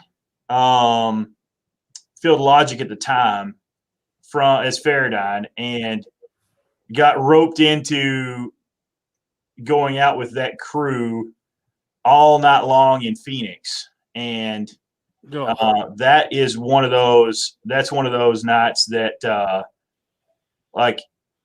I was walking Severson home as the sun was coming up in Phoenix, and the trade show started at 10 o'clock, and I was not looking forward to 10 o'clock coming around because, we were, a month away from trying to close a deal, and all Severson did was just talk business with those guys for, 8 hours the night before. And so it was tough, but that one, or I'll tell one on Andy's gambling. Oh, no. This is what I'm here for. It's not on your gambling. It's on one of my gambling. When back when I first started at Muzzy and I was going to Reno to the NABA trade show out there. And I'm not a big gambler. I don't gamble a ton, but I would take, $40 or $50 a night and just go play blackjack and talk to the dealers. Well, I sit down and we're talking and playing blackjack, and I started betting on this little side game or whatever. And the couple of the guys that were with me were going to a Willie Nelson concert, so they got up and left. And I was supposed to call my wife when I got back to the room. Granted, 3 hours time difference, right? So I sit down and I played, for just about 20 or 30 minutes of those guys left. And there was two people sitting next to me. One of them that I knew, there was a dealer, and another guy. And we just started playing. Well, I started winning. I wasn't really paying attention to what time it was. And before long, I had turned $20 into $700. Just in a little bit of time. And those guys came back from the Willie Nelson concert. And I was like, they're like, "You're still here?" And I was like, "Yeah." They're like, "It's 2:00 in the morning." I was like, "What?" And so I stand up and I pull my phone out, and this is an old flip phone, and I've missed 47 phone calls from my life. 47. And I was staying at a motor court behind the main hotel because it was full. And so I was complaining about having to walk around a dumpster and down like an alley to get to my room. So I call her at 2:00 in the morning. It is now 5-something in Georgia. Oh yeah. And she is in tears thinking I've been murdered, going to my room. And believe it or not, the winning $700 didn't really console her all that much. It never does. No. It never does. So she had to be at work in 2 hours, and it slept none, and it cried all night long. So that's my should have went to bed story, probably the best. Oh my gosh. That's probably one of the better ones. Yeah, that is a good one. We'll have to, Chris, we'll get you on here another night where we'll get Severson. So anybody who doesn't know, Severson is, John Severson is a great friend of Chris and I's. We both work with him. He's the COO over at FeraDyne. And Severson is one of my favorite people in the world to party with. Like Brandon, Ray, we'll have him at a race this year. Chris, me have a commitment. We'll have him at a race this year. And we could get John on here to tell stories about nights he should have gone to bed, and we could do a 6-hour show on it and never even touch the surface of what we can get do a series on it and never get it. Yeah, his life is literally should have gone to bed, and that's what makes it fun. So the funniest part about that was Divers was laughing so hard because Divers has lived that missed 47 calls before. Yeah, we all have been there in that moment where you're like, I don't know why she's pissed, but I won like $700. I don't. Yeah. I turned. And that's the best part. 700. Isn't that an awesome thing? I thought you were dead. Yeah. It's amazing how they just don't understand how exciting it is to win that kind of money. Be like, it's not that I didn't know you were calling. I was just too busy to answer. Like, why is that a bad thing? It's one of those things. You have your phone in your pocket and you're sitting on it, and in that casino, you cannot hear your phone, and it's just like you can't have it out at the table. So I was like, it really wasn't my fault. I honestly didn't know what time it was. Like you just on a heater. Time. You were on a heater. I mean, you can't walk away from a heater. Yeah, exactly. It's exactly right, and they do a good job in casinos of making it to where you don't know what time it is. But Chris, let me ask you this: as far as I know, you're not a big gambler, but have you ever lost $60 to a 14-year-old playing rock paper scissors? No, I can say that I've not done that. There's somebody on this podcast right now that video that has, but I'm not going to point out who. Well, he was 15, and I lost $100. Yeah, and the reason I know it was $100 is because I paid the damn debt. I paid the debt. Yeah. Oh God! Well, and Chris knows that I like to gamble. So here's what I'm thinking though. I'm thinking we're gonna have to come up with a little game with the axe that you guys might have to put on here. I think we have to come up with like a roulette wheel and put it out at a distance and shoot the numbers, and you bet on the numbers. I'm down. I'm all game with it. I know Andy would be all for it, but you ain't got to do a lot of convincing. get a picture of a roulette wheel. We'll put it on one of our Category 5 targets. Yep. We'll put it at 100 yards or however far you want to put it, and we'll try to. You'll bet on your number, whatever number you're going to shoot at, and then and other people bet on the numbers around the one you're going to shoot at, and we'll see who ends up taking some money away from it. I like it. Yeah, because Andy doesn't like to bet at all. I mean, his airboat's called No More Bets. Hey, yeah. I will bet on if there is anything that anyone's willing to wager money on, I am there 100% of the time. I don't care. I will bet on. I can watch a lady walk through an airport and bet on whether she's going to trip and fall, and I'm perfectly fine with it. I don't even care. I'll bet on it all day, every day. If you want to place a bet, I'm your guy. 1-800, call Andy. I'll take that bet. That's it. That's all there is to it. So we love it. But Chris, I appreciate it. I know you got to get home to Emily and the kids and the dogs. We will absolutely keep you updated. I will be in touch with you this week about some pre-race meet and greet, Zoom calls and stuff like that. But we'll have a conversation on that. So thank you for being here. We appreciate you. We appreciate everything you guys are doing with Wolfpack and this, and we're here to help any way we can, buddy. Thank you, Chris. Have a good one. Enjoy it, buddy. All right, Thanks, Chris. Have a good one, buddy. Have a good one. Yeah. That guy, man, I mean, he just had me rolling laughing the whole time we were at MHR. He's a Western North Carolina boy, and I mean, it's just a different world out there sometimes too. Where in Western North Carolina is he from? Oh shit! Pretty much as far west as you can go. I mean, yeah. I mean, it's one of them Maniota. He said Maniota Matt something. I can't remember right off the top of my head now. But he's far out there. I mean, it was a good 2.5 hour drive for him to Charlotte from his hometown. Yeah, that is west. Right. Yeah. So he was as far as you could go, but yeah, man, the video that he has of killing that alligator and just that's insanity. God. Yeah. So he has a lot of fun. Hey, I saw no doubt. I saw a bet. There is a prop bet for the Super Bowl of which coach removes their face mask first. Are you kidding me? I'm dead serious. I mean, you can bet on anything. At the coin toss, apparently there's like a record amount of money on the coin toss. Had no idea. That's insane. That's insane, man. Did you hear that, Andy? Oh, yeah. All right. I didn't need to hear it, though. I've already got money on it. I bet you do.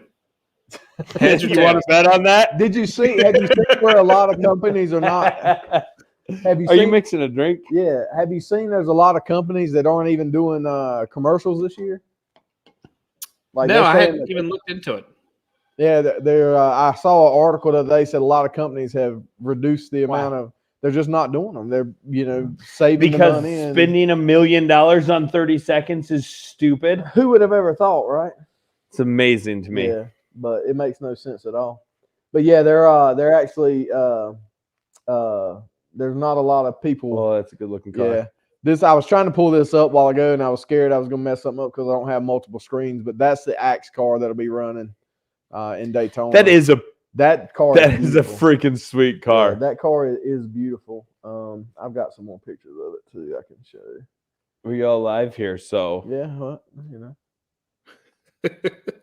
Divers, tell us a funny story. A funny story? Yeah. I told you about the mice, man. I don't. You sound like my son. He's like, tell me my son loves spooky stories. He's like, Dad, tell me a spooky story. I'm like, I don't know spooky stories, dude. Well, my kids love like watching really not my kid. Mainly Elizabeth and Molly love watching shows about haunted stuff. Like, dude, I don't believe in ghosts myself. Like, ghosts to me, I don't. No. I mean, I think there's explanations for everything, and to say something's haunted, I just don't believe it. So we have arguments all the time around my house about it, and I get called an a-hole because I don't believe in ghosts. I don't know, man. I'm like 50-50. I don't know. How about so you? I got buddies that live. I've got a buddy that lives up in. I mean, obviously, I'm up here in Civil War country. What? He says he's opinionless. Have you ever known Andy to be opinionless? Is that a word? No, I'm not. So I live up here in like Civil War country. Here we go. Right here. See, that's what I get all the time. So why don't we go to Vegas? Because I did that Zach whatever museum. The Murder House Museum? Yeah. You did that? Yeah. Molly and him's talked about that. I don't know. Like, so I went there, and my deal is I don't know that ghosts and spirits are I real. didn't finish my story. Yeah, we'll get to your story in a second.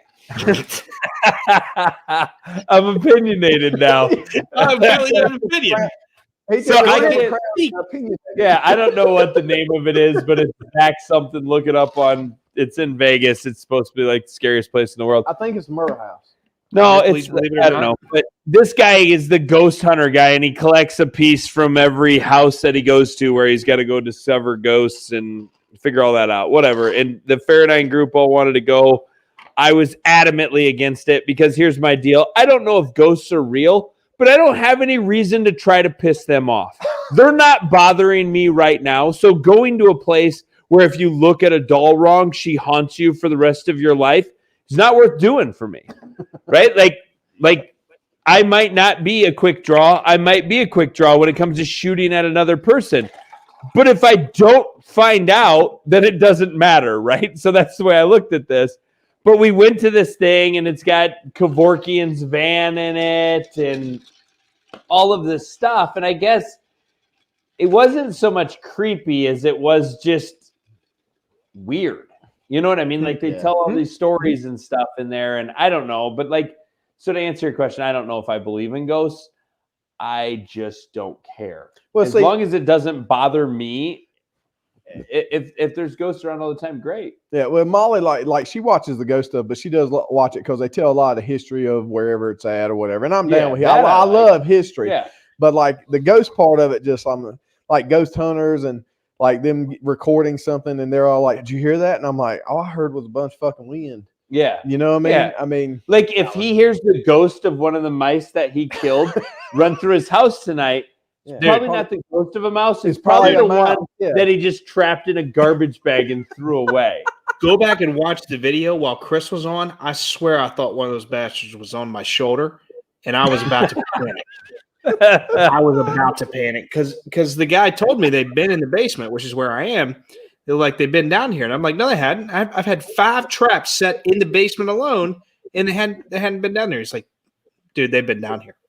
Oh yeah, they've been everywhere. I saw you as he was talking one time. You went. I didn't know if Hudson did. walked in. No, I felt something right here, and I was like, if this sumbitch is behind me, we're about to have a hell of a moment on live camera. But all right, so tell your ghost story because we have like a few minutes to talk about Daytona after this. I don't have a ghost story. I was just saying I live in Civil War country, and I have a buddy that lived in an old Civil War house, and he's got several stories that, and his mom, you know, had always, you know, kind of, what's the word I'm looking for? Had confirmed what he had told us. So I don't know. I don't know what I think. I've never had a personal interaction, but I don't know. Not really sure. I'm kind of like you. I'm not really sure. I don't really want to piss him off though, so I don't want to talk about it. Agreed. Yeah. So in a Civil War house, like what? But like, that's my thing is that people have these stories, and I just feel like the more that story gets passed around, a little bit gets a little bit more added to it. Sure. Now I will say, like, we go to Cologne. Like, I'm lucky. I love history. I'm lucky. My girls love history. My family loves history. So we love to go to Colonial Williamsburg and walk around there. Yep. It's in the beautiful Commonwealth of Virginia. If anybody, yes, in the beautiful Commonwealth of Virginia.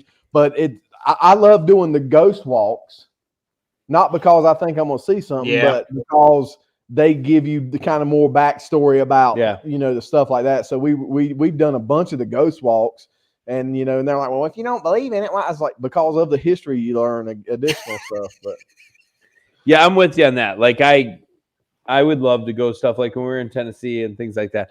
I like to go places where there's history and learn about it, not because of like I don't care if there's ghosts there. Charleston, South Carolina, apparently has a one of those ghost tours or something.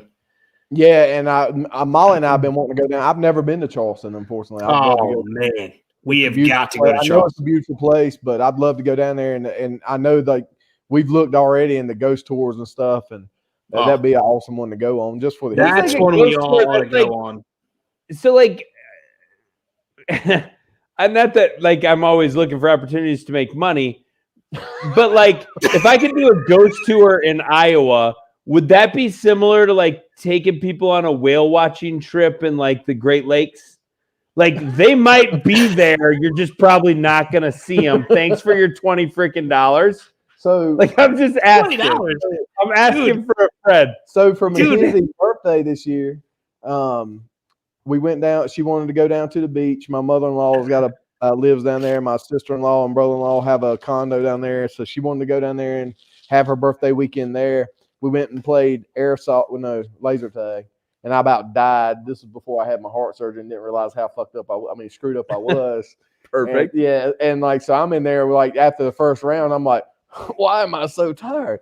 But so we went and played laser tag, and then she wanted to go on a ghost tour in New Bern. And it's kind of the same thing. It was like we just walk around, and this girl was in this dark outfit, acting all spooky and stuff. And I'm like, we're just paying her to come around and tell us lies. Just because you spent 89 cents on black lipstick doesn't mean you're gonna raise the dead on this tour, right? Like, and of course, Mackenzie's birthday's in October, so of course Halloween so like is Halloween about dead stuff? Really? I guess I don't know. She's in full regalia, like the black lace dress, long black nails. The lady giving the tour. Yeah. Dude, Hudson, all he wants to do is watch the Addams Family. It's weird. It was like it was. Yeah. So I don't know. I just like I'm thinking about starting a business to run ghost tours because, quite frankly, all I've got to do is go. Did you feel that? Yeah, it was 45 mile per hour. The tour is covered. Like I'm sorry that you didn't feel it. The ghost literally walked through the first freaking room we were in. Yeah. Well, just let me help you on this. Cause all the snow.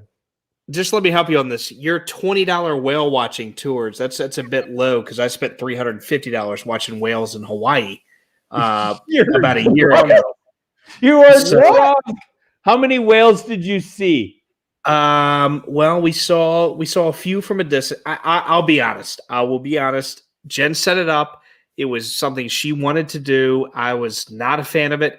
I had to get up at 5:30 in the morning after a luau in Hawaii.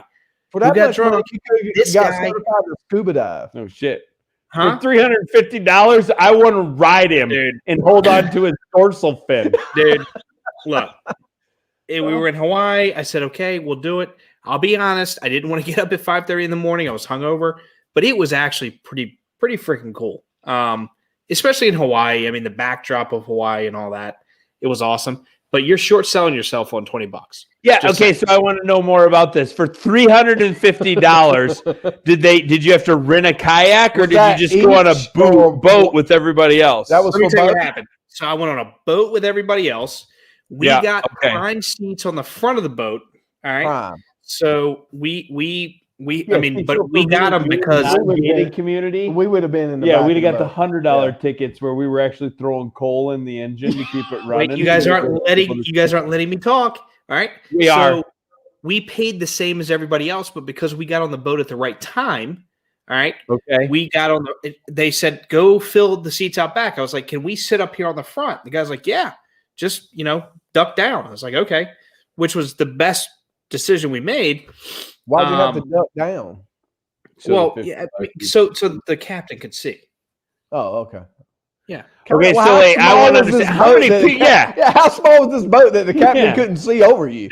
So you were on a kayak with 9 people? Yeah. It wasn't a kayak. It was like, I don't know, it was like 30 people. 30 people. I mean, my brother-in-law's got a 31-foot contender, and I can $9,000. stand in front of the T-tops, and he can see over me. It's over $9,000 to drive out there in hopes that a whale surfaces.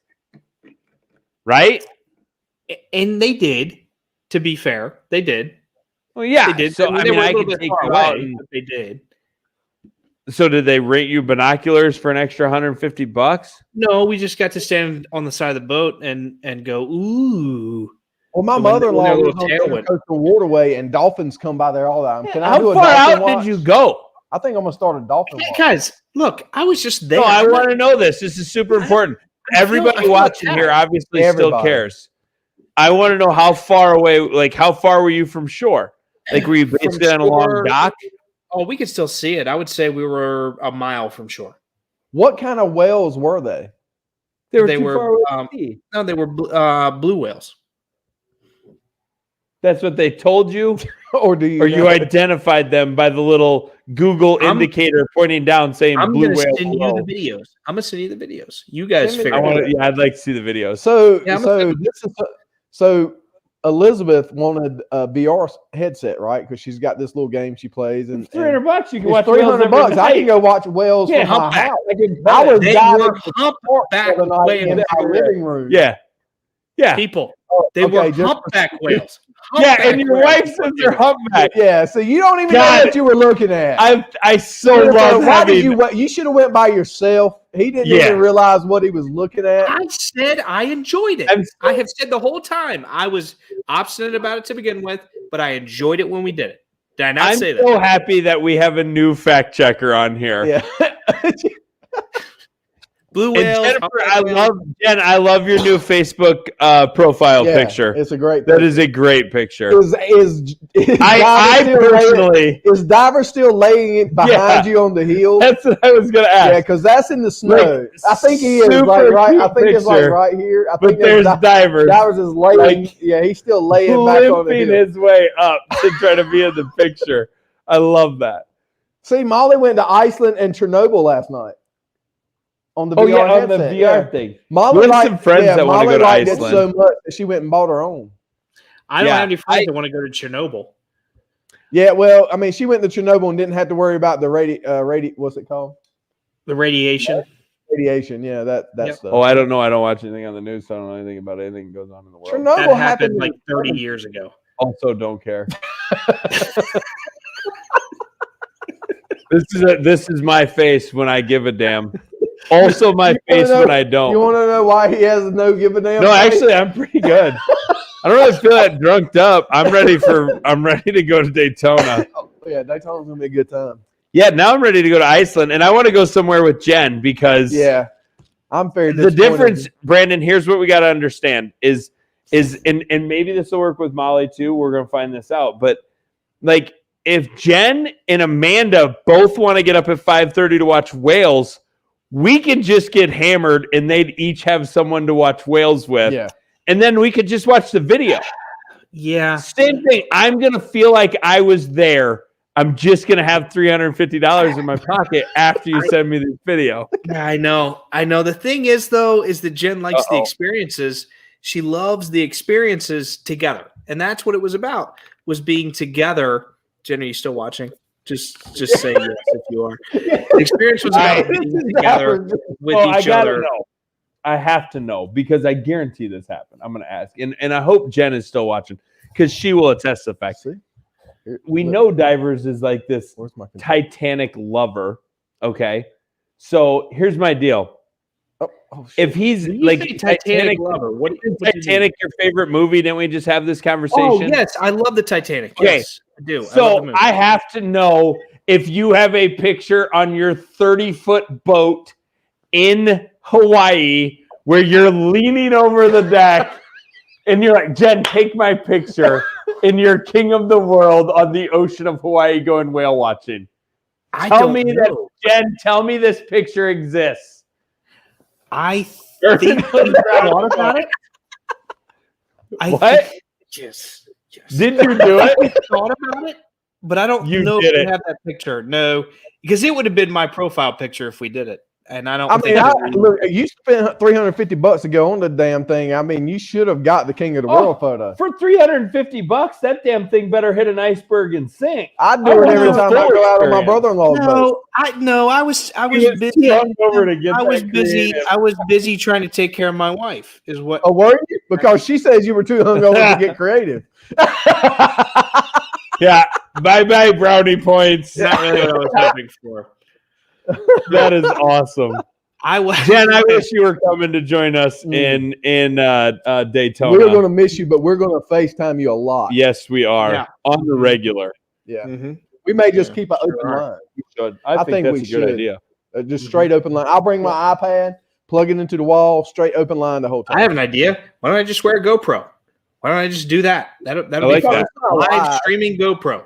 I'm actually thinking about wearing Molly's VR and just never leaving the hot tub. I'll watch the race from there, save a ton of money. You can go to Chernobyl. What? I'm gonna actually. Is there a way to hook the VR stuff up to like Kyle's helmet, and then I could literally just be like riding in the car with him and not even have to leave? You know what? That would be a new excellent NASCAR marketing idea. Nobody watching this steal that idea. GoPro Live straight to VR. Oh my gosh! If this is the school district canceling school tomorrow, I may have a meltdown live on our show. Yeah, as I'm getting here, like, oh yeah, like I see all the snow, and I get the whole 90-minute delay tomorrow. 90-minute delay. Why are I they didn't think Northerners canceled school. We got like 8 inches of snow. Well, we have 40-mile-an-hour wind, and they're canceling school. These guys, like, it's just silly. If the buses can't drive because of drifts, put plows on the buses. That's what it comes down to. I'll have mine open for any of my employees watching or not watching. Our office is open tomorrow again, and you're expected to be here. You live in Iowa. If it was Florida, I understand that we got a couple inches of snow, but the blizzard was today. It's over. So we're good to go. Anyway, school's canceled for 90 minutes, divers, so I can drink up. Amanda's sleeping in tomorrow. Okay. All right. Well, So Jen, we'll keep you on a line in Daytona. What else do we have for Daytona? Anything we need to talk about? Or are we ending this? No, I think we're gonna do the show live. Of course, all three of us will be together next week. Oh yeah. So that could be a real big crap show. probably going to be later, probably 8:30 or 9 Eastern. I tried flying with Harry Potter. on the VR. Molly tried to fly with. I might probably buy one tomorrow. I might have to bring it to Daytona. Yeah, I'll bring one too. Like, tell me what it is. I'll get one. Yeah, Just from hearing you talk about. Do you have one, Brandon? No. I just figured I'd ask my buddy from a gated community. like, let me ask you this about your mice, right? I mean, did they just go straight for the expensive cheese, or They went for the Gouda. They went for the Gouda. There it is. Yeah. No, I See, know I did the creamy peanut butter. I didn't. redneck mouse. They went right for the buns in the. No, man, we did peanut butter. So Hudson likes creamy, and I'm a crunchy guy. I like it extra crunchy. No crunchy. No. Are you kidding I me? like crunchy when I was There's 6. too many textures. Oh, I don't mind the texture. It's just too damn hard to spread. Man, I rip through my toast all the time, and I'm like, you know what? This isn't worth it. If I can't spread it on the toast, there's no reason to eat it. Dude, if you've never dipped a celery stick in a crunchy peanut butter, The hell are you gonna do bottle. with celery? You don't Celery, eat man. celery with I peanut don't butter on eat it? celery. I know it doesn't look like I eat celery, but I do. Celery's great. Peanut butter and raisin. It's called ants on a log. No. Exactly. Yes, it is. It tastes like grass. Not with peanut butter and raisins. I'll on tell you it. what I did. Molly's birthday was. If you put Tuesday. peanut butter and raisins on it, it don't taste like grass. Maybe it still tastes like grass. But I haven't eaten grass with peanut butter and raisins. But if that's what celery tastes like, I'd eat that. Brandon, how about you? I eat it too. It might be a big surprise, but I'm not a big vegetable guy. But so like Molly's birthday, Shock of course. face. Shock face. So Molly's birthday was Tuesday.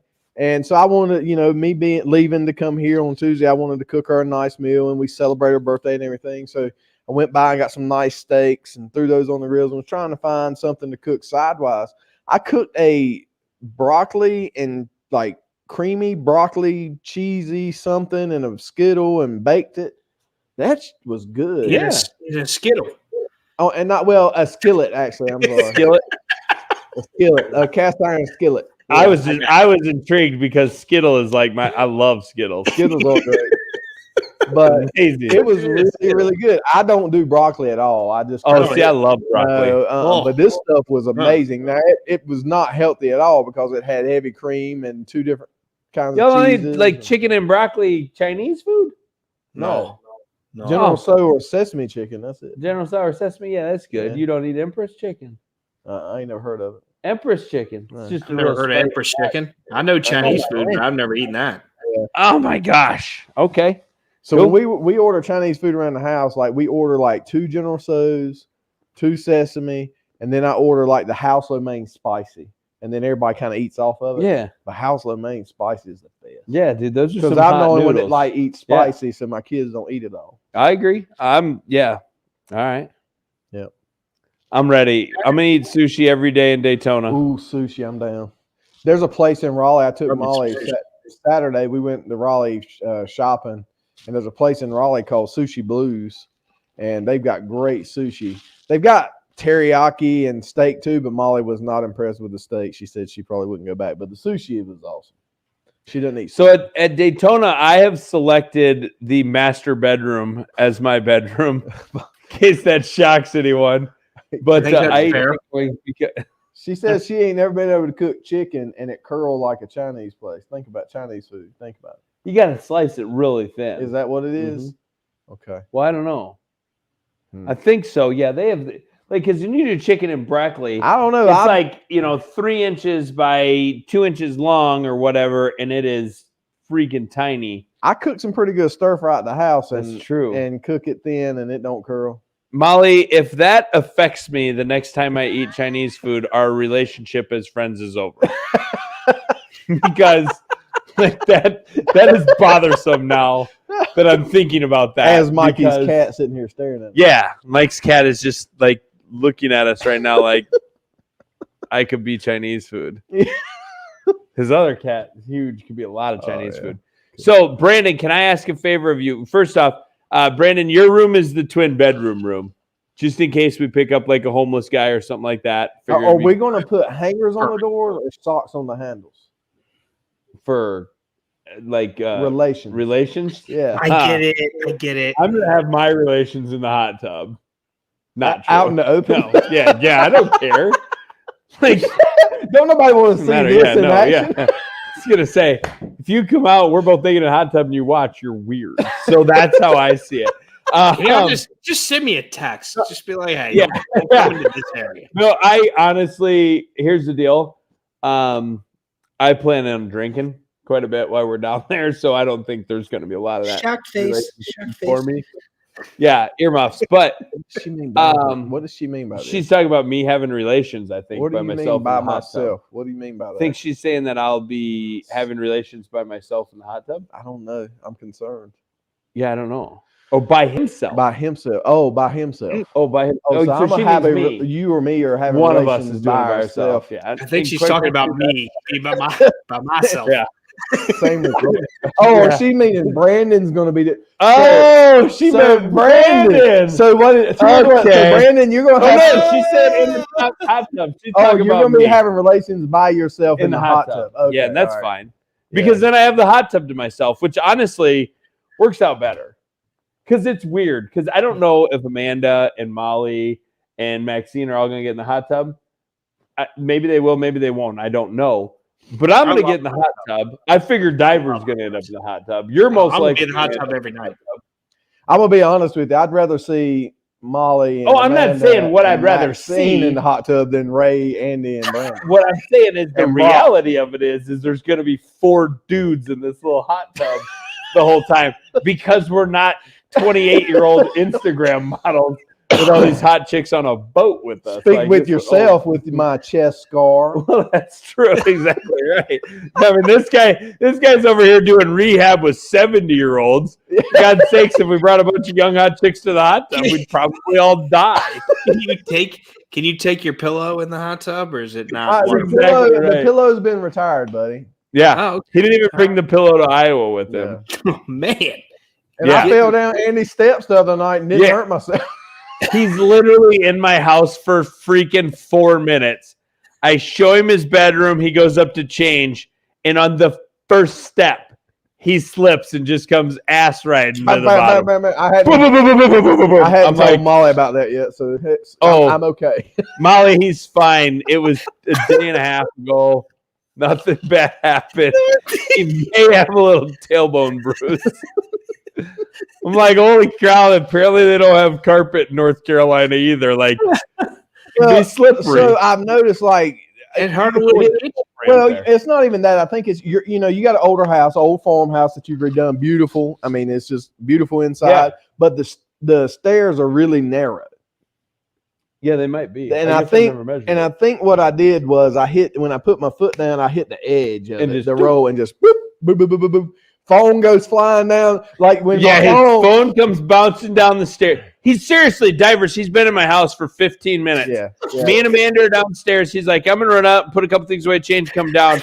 Me and Amanda are standing there. He walks out, like he's in his room. He comes out, and you just hear boom, right down the freaking stairs. And Amanda just looks at me with this ghost face, like it was the "is he dead" face, and I instantly do what I would normally do, and I just start laughing. Like I never thought about heart surgery or anything like that. I just thought my buddy just fell down the stairs. That's funny. Hadn't drinking it. Yeah. So, and at the bottom of the stairs, immediately to the left is their pantry, and they've got this beautiful door that's like, I guess it's etched. Yeah, I don't know. It's like an etched door. It has just beautiful door. And my phone starts going down and just rolling. And the only thing in my head is, I'm getting ready to tear that door all to pieces. He came down fast. I'm thinking about just putting like an elevator or a drop chute in for him on the next time. He's going to put one of those things up for me next time where it's got rails on it. You sit on it. And it carries you up the stairs. Exactly right. His own little stairway to heaven, in and out, man. It's gonna be great. Oh god. So, but anyway, Divers, we are on our tangent. This is like the old show. Yeah, this is the old show. We should just go back to getting I think the alcohol hammered. I like this. Yeah. I got a feeling race season could end up with drunk, should have gone to beds. But Divers, I need you to a very important job for you. Okay. I need you to be on food patrol for Thursday, Friday, Saturday. You've got to find where our house is at and just like that's your gig. Like find out where the best sushi restaurants, y'all been talking about an oyster bar, like all the crazy stuff we eat in Daytona. I want you to be like when we're like, man, we should grab some food. You're going to be like oyster bar on 76th Street and 23rd. Boom. That's where we're at. When we're like, hey, let's go to McDonald's. You're like, no. We ain't going to no McDonald's. No McDonald's. That is your job, 100%. You are like I our would be guy okay for with a cheeseburger if it was from Whataburger. No, that's a Texas thing. I know, that's what I'm saying. That's the only way. What about the Hooters? What about the Hooters across from? I'd prefer not from a the track. Hooters. You don't like a Hooters? Hooters food is terrible. What do you like? What do you like at Hooters? I like the breaded wings. I figured Hooters. Most of the time they're not that good either. Well, it's freaking Daytona. I'll tell you this much. I'll go into the Hooters at Daytona, and if it looks like the Hooters in Des Moines, Iowa, then I'll never go to another Hooters again. Okay. Maybe not. Both watching the show. Are we the last people that are watching? No, I'm not watching. We're at like an hour and 50 minutes now. I didn't realize that. Yeah.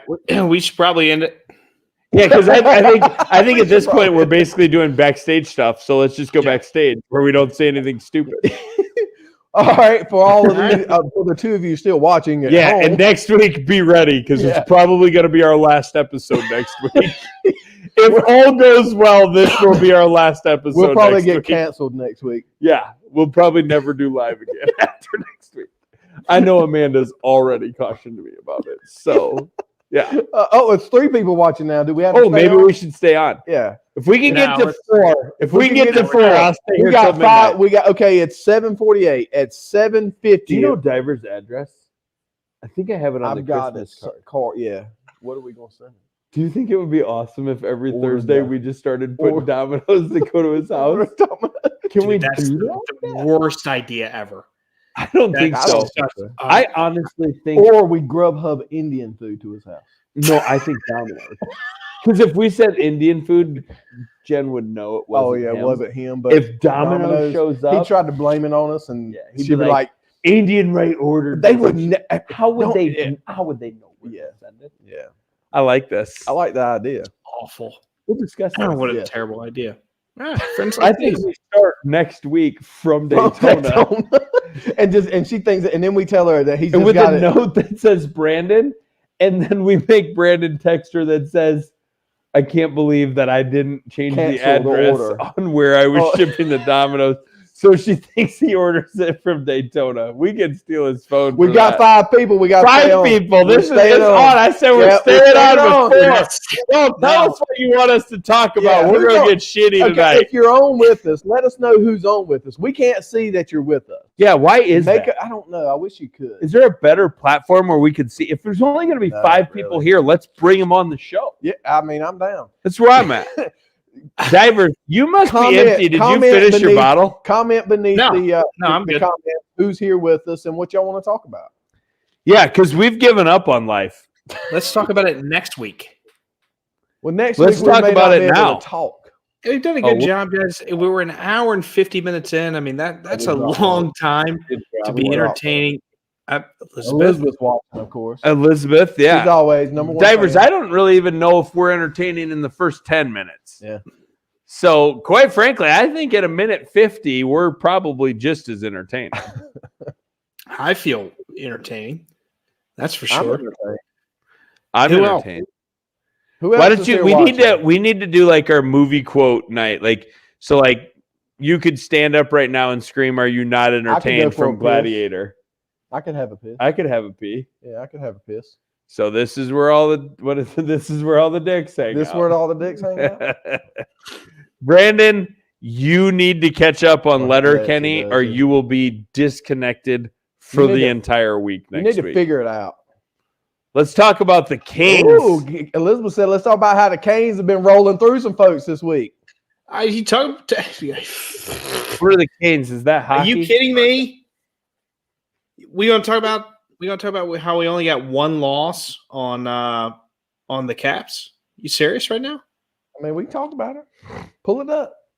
No, if we're going to talk about hockey, I'd rather go to bed. You better figure it out. Figure it out. To be fair, To be fair, to be fair, to be fair, Divers, what are you researching? Are you trying to find a I'm comeback? trying to see what the score of the Caps game is. Caps are 6-1-3, and the Canes have what lost are two. what are the Hurricanes? I think they lost 2. 6-1-0. Oh, okay. Never mind. We got a better record then. Elizabeth, we ain't won every game. We lost one. Yeah, So if you're going to talk smack, you got to talk smack properly. true.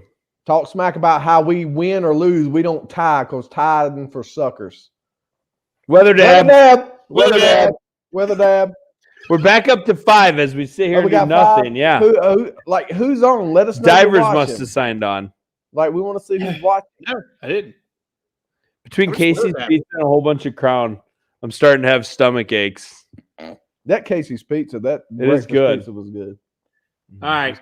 Who would have thought that putting cheese sauce on a pizza rather than pizza sauce would make it incredible? Is that what's on the? Yeah, it's just cheese. All right.